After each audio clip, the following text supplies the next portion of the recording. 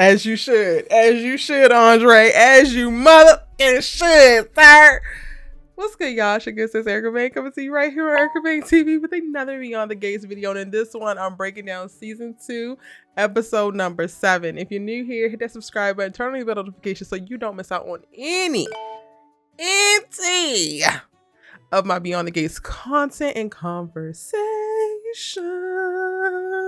Andre said to the left, and don't let me catch you. Don't let me catch you. Don't let me catch you in my motherfucking wife's bedroom again, Bill Hamilton. What's up, y'all? I'm hyped. I get entirely too excited when it comes to the Bill, Andre, Dani of it all in the Beyond the Gates universe. I did not expect Andre to step. He missing a whole 1.5 feet off of Bill and he ain't never scared. What? He ain't never scared. Dani, that's your man. You gonna stick beside him. You need to stick beside him because he got heart here. He got heart. Okay, Erica, be coherent because you cannot just spend this whole breakdown gushing about Andre's ass confronting Bill and then Bill running to Dani's side because he's still in love with her. He's still in Y'all know that's probably my favorite thing of the damn soap opera is watching Bill suffer and watching Andre love on Dani appropriately. And I got both of them in this episode. I am happy as a pig in here. Happy here. Let me pull it back.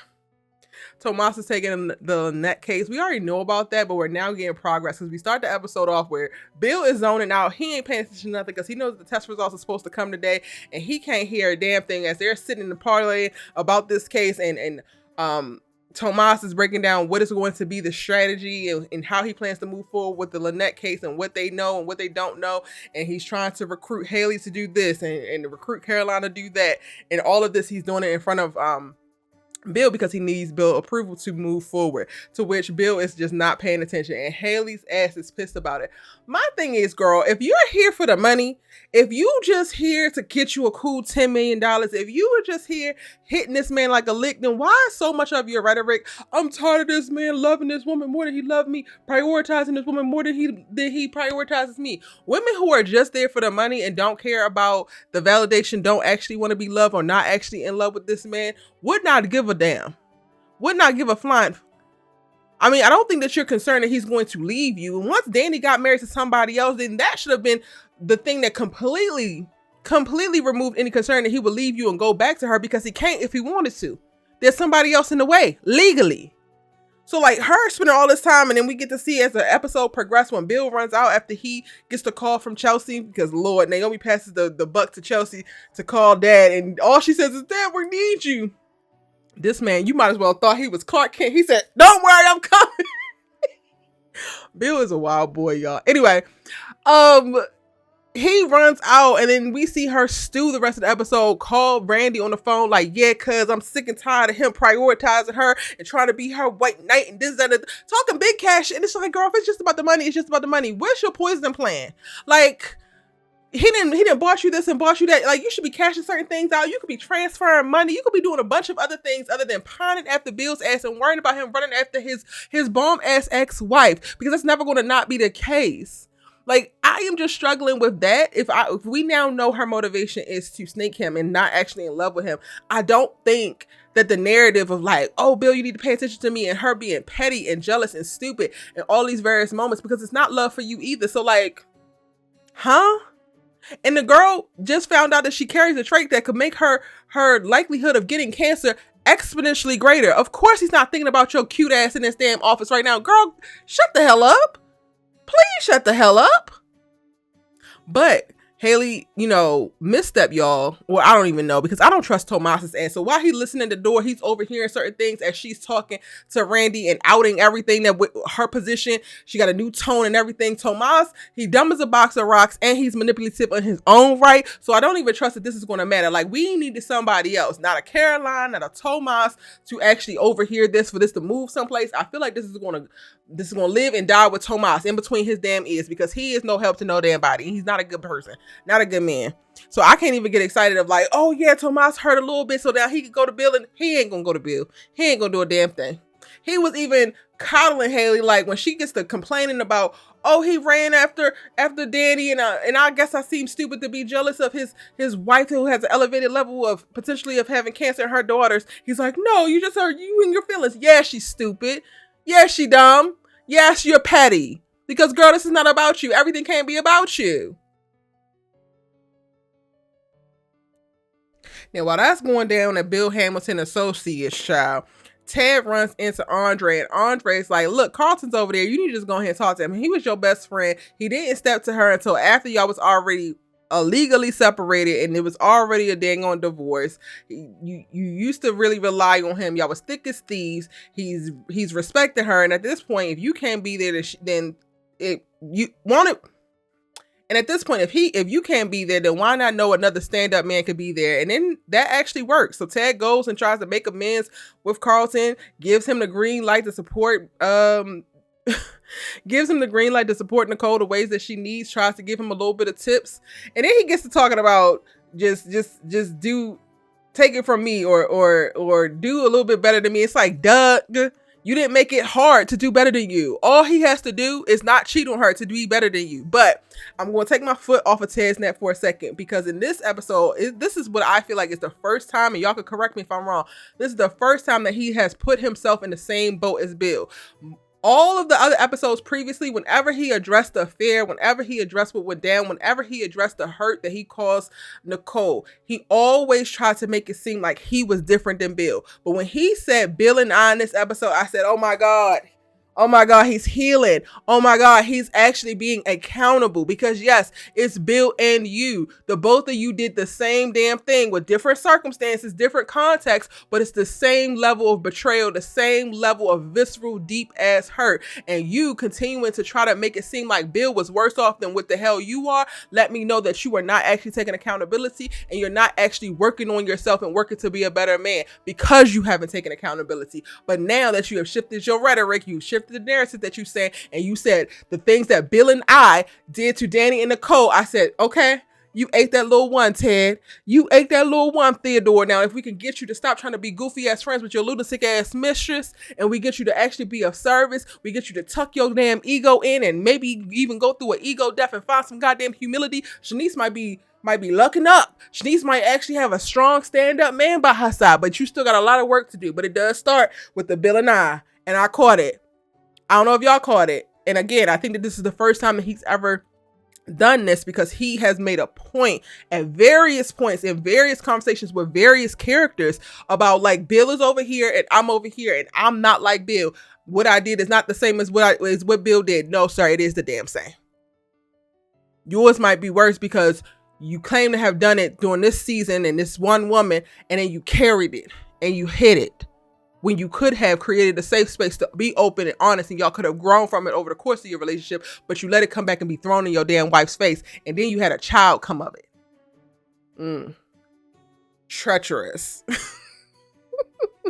Okay, off of Ted, I did enjoy the conversation between Ted and Carlton. Again, I have liked Carlton for Nicole. I have wanted her to step. I have wanted her to go there. So even getting a green light from Ted, maybe y'all need it, but my ass don't. I want y'all to stop putting belt to ass when it comes to Carlton and go ahead and root for him and Nicole, because y'all root for Ted and Shanice. And that's giving the same thing, if you ask me. I'm just saying. So shout out to Andre for putting a little tidbit into Ted's head and pushing Ted in the right direction. Ted needs everybody to be a good person for him and then tell him how to do it. Y'all better peep it. Y'all better watch. But I'm going to give him credit where credit is due. The Bill and I, that 8.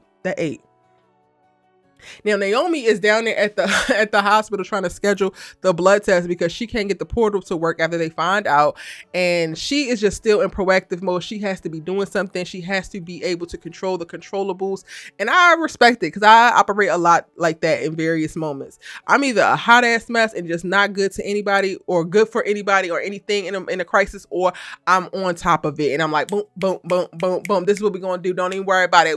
They ain't gonna beat me. This ain't gonna take us down. And I think that's how Naomi is working, but she is having moments where we get to see her lash out, or we get to see her like snap a little bit, and then she pulls herself back. So we do know that she's not okay, but this is just her coping mechanism, and it's interesting to watch, you know, that play out. But she winds up going to the hospital so she can manually book her and Chelsea's appointment, and then she runs into Ashley and recruits Ashley to try to help her. And then over the course of that, they get an update. We get to find out that Ashley might be dating a little phlebotomist because he cute. Who gives a damn? I don't, but that comes up. And Ashley assists with them getting their blood drawn, or getting them on the schedule to get their blood drawn, so that they don't have to wait for like primary care doctors and additional things. They can go ahead and press forward with that. And then there's also the conversation with Ashley where Naomi is able to reveal what she's really thinking. And overall, she's just overwhelmed. She's overwhelmed with the consistent series of traumatic events. From her father cheating on her mother with Haley, to marrying Haley and leaving her mom, and then her mom shooting up their wedding, and then Chelsea getting kidnapped. Like, it's just been one thing after another, major thing after another, and she just feels overwhelmed and honestly coming to the brink of what seems like exhaustion mentally and processing all of these traumatic events. And that comes out in her conversation with Ashley, but she still is more put together than you would expect someone who could be in a space of spiraling due to all of these things. She's keeping it very close to the vest. She's trying to be the strong one out of everyone, which I think is setting us up to see her really crack later on down the line. Like, if it comes out and Chelsea and Naomi both get tested, I wouldn't be surprised if they had Naomi with the gene and don't have Chelsea with it. And then that becomes a whole thing for her, because her biggest thing is like controlling, trying to control the controllables. And if more non-controllables, not any more variables come into play, I think she's going to lose it. Bless her heart. Lean on your man, damn it. Now, we start the episode off with Dani, and she has the news. She's up in her room, and Nicole comes in, and they have a wonderful little sister connection, and Nicole gets to be the big sister and reassure Dani that she's going to be here and that Dani can lean on her, and that this is her time to feel how she feels. She don't need to be strong for nobody else. She gets to be who she is in her skin, the way she is, how she feels, whatever she's thinking, all of it is okay. And this was such a beautiful moment because it showed to me the power, or to me, it was like a great visual representation of the power of sisterhood or siblinghood, right? Like, your siblings are so very important. And it's for moments like this that they help make unbearable world, unbearable news, traumatic moments seem bearable, seem like they can be gotten through, right? And that's what I felt in watching them. Like, I really enjoy watching Dani and Nicole lean on one another, show up for one another. And we get various parts or various moments of it throughout the show thus far, but they're few and far in between. And moving forward, we're probably going to get a lot more of them, because Nicole is dead set on Dani taking care of Dani and not disassociating in a way where she only focuses on Chelsea and Naomi and doesn't create space for her own feelings, for her own processing of this diagnosis or potential for a diagnosis in the future. Because them testing positive for the BRCA gene doesn't mean that they have cancer. It just means that they're more likely to get it in the future. And that's a lot. It's a lot to take in. Everybody is running to Dani's side, it seems like, in this episode, because Nicole is there, and she convinces Dani to go take a bath and to worry about herself and the self-care, and she's going to deal with the girls. So they're like, no, Dani, you don't got to rush out and do all of that. Only for Bill ass to be running over there, and he don't give a damn what the hell Nicole is talking about in this living room. Where is Dani? She up taking a bath. Okay, I'm going up there. No, you can't go up there. The hell I can't. I said, Bill, please. Bill, nothing was going to stop him from getting a Dani. Not a damn thing would stop Bill from getting to Dani. That man was on a mission. And I don't blame him. I ain't mad at him, but I also love Andre, and I love that Andre stuck his claim. I love that Andre stood his ground. Bill was doing too much. I said, all right, take your big ass out of here. When he got to talk about, I'm here day or night, Dani, I'm going to always be, like, he was talking big cash on the low, like, trying to be low key with it, but, like, clearly in Dani and Andre's face, because everybody's up there and they seeing it. Andre walks in on Bill and Dani hugging, which doesn't look great because y'all in the bedroom. You could have waited for her to come her ass downstairs. You do not own this house no more. You are not the man of this house. So Andre had to step to him because he did overstep and running into her bedroom. He did. And Dani did take a moment to be like, you are not this person for me anymore. You need to go see about your damn kids and not worry about me because you can't be this. And she gives him the example that Vernon gave about him being an old shoe and being comfortable and this and that. And he really just kind of downplays it because he likes playing superhero. And I'm just like, Bill, I like you as a character, even though you raggedy as hell for cheating on her and cheating on her for years and leaving her for that goofy ass bobblehead ass Barbie that is Haley. And I don't also like you for your superhero complex because you quite literally could have just been a really great man. You could have been a great husband. And yes, y'all go through certain things and things don't necessarily stay the same, but you could have honored her and you could have shown up every day and been the Superman in the mundane things instead of breaking y'all's life, breaking y'all's marriage, dissolving y'all's damn family in the way that it was. I mean, y'all always going to be family, but you broke it in the sense of what it could have been and what it should have been. Only to now want to come back and be Mr. Goddamn Fix-It trying to put pieces together. You don't get to do that. Stop. Your ego is playing crazy. And part of it, I feel like he knows that he's not actually in love with Haley. He's tired of Haley. And he also feels very jealous of how Dani is being loved because he sees that Dani is being loved in a way that he has never loved her in a shorter amount of time. Like they were together for 20 plus years and Andre and Dani have been together for less than a year. And she's been loved in that time frame way better than she has been loved by Bill. So a lot of that is at work, but also you need to play it cool, play it. If you're going to be her friend, if you're going to show up for her, if you're going to prove yourself to be a better man than the dusty Negro that was cheating on her and left her for your daughter's best friend, then you need to move a little bit smarter and you need to move with less sinister ass intentions, Bill. Because you up in here starting and you think just because Andre is a foot and a half shorter than you that he won't stick his foot up your ass, but he will. I hope he will. Andre, I wish you could be his big ass. Looking at them argue, I'm just like, oh my God, Andre is so much shorter than Bill. But I'm not putting nothing on no short man because you could still get your rocked by a short man. Don't get it twisted, Bill. I'm so damn messy because I thoroughly enjoyed it. I loved her being able to run into Bill's arms, but I just want her to remember what home is. And like, Andre is definitely the better person, the better man. But her being in the space now, Dani, I'm speaking about y'all, where Bill is only really meeting her with care, comfort, and nurturing. I love that for her. I know how messy that can be for the current relationship that she's in, but she deserves this and she has been deserved this from him. So if he's going to be around, then I want him to stay with this energy, but I also need him to manage himself so that Andre don't have to knock him the fuck out. Even though I think I would like to see Andre knock him the fuck out. Andre was like, I don't think I stuttered, counselor. And Bill thought he was cool. Excuse me, Playboy. Who are you talking to? Like, these men? I was watching like, oh my God. Dani and Nicole upstairs when Andre's like, I'll walk you out. Dani and Nicole upstairs, she's like, this is not going to be good. You think? And then Andre was talking big cash about like, running all of Bill's whole facts for real. You did this, you left her, you did this, you did this. He's like, I don't have to stand for this. I'm going to go and worry about my daughters. Yeah, you do that. Get the hell out of my house now. Because this is no longer your house. That entertained me, y'all. I am tickled.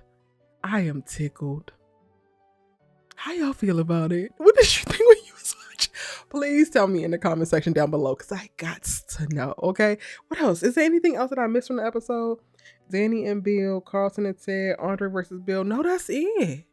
That's it. That's all. Again, Tomas ain't gonna do nothing with that information about Haley.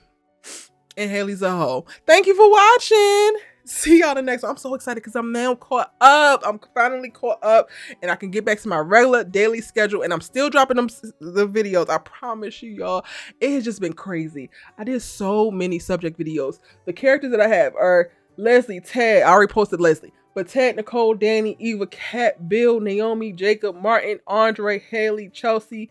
Wait, did I do Chelsea twice? No. Chelsea, Vanessa, Ashley, Anita, and Vernon. I did all of those. I wrote out scripts for all of those character analysis, and it has been much heavier of a lift than I thought it was going to be. And recording and editing those, they're coming. I promise. Please just keep it locked. Keep supporting your girls. As the videos come out, please watch them. They finna be coming in hot. Here, it's your good sis you love to talk TV with, and I'll see you in the next one.